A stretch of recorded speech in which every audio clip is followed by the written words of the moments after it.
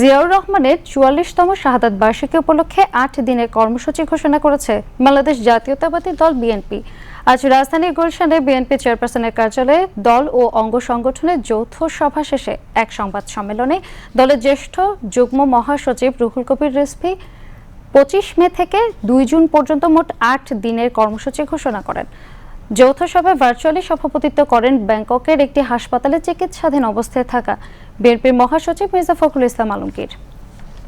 রিজভী বলেন, কোরবানি ঈদ সামনে থাকায় কর্মসূচি কিছুটা সংক্ষিপ্ত করা হয়েছে। তিনি জানান, ৩০ মে সকাল 10:30টায় জিয়াউর রহমানের সমাধিতে ফুল দিয়ে শ্রদ্ধা জানানোর পাশাপাশি আলোচনা সভা, দুস্থদের মাঝে চাল, ডাল এবং বস্ত্র বিতরণ সহ বিভিন্ন কর্মসূচি রয়েছে।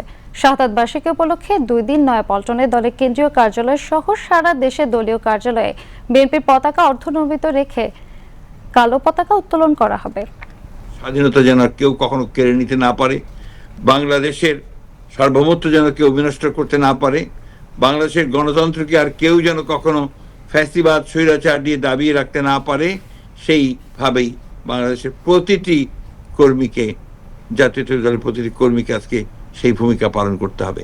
এবং এই 44তম শাহাদাত বার্ষিকীতে আমরা সেই কথাগুলি বারবার করে মনে করব, স্মরণ করব এবং সেই মহান নেতা যিনি আমাদের পথ দেখিয়েছিলেন এবং সেই পথের সূচনা করেছিলেন, সেই পথকে আরো সুদৃঢ় করবার চেষ্টা করব। 25 তারিখ থেকে 2 তারিখ পর্যন্ত 8 দিনের এই কর্মসূচি করা হয়েছে। আপনাদের একটু বলে রাখি, এর মধ্যে 2 দিন 27 এবং 28 তারিখ, এই 2 দিন তারুণ্যের সমাবেশে কর্মসূচি সমাবেশ হবে ঢাকায় হবে আরেকটি সমাবেশ। এই সমাবেশ উপলক্ষে ওই 2 দিন আমরা অন্য কোনো কর্মসূচি রাখা হবে না। এই 2 দিন বাদ দিয়ে আমরা 25 থেকে 2 তারিখ পর্যন্ত আমাদের এই কর্মসূচি যে কোনো দিন আমাদের অঙ্গ সংগঠন এবং বিএনপির নেতৃবৃন্দরা তারা নিয়েছেন, তারা সেই কর্মসূচি পালন করবেন।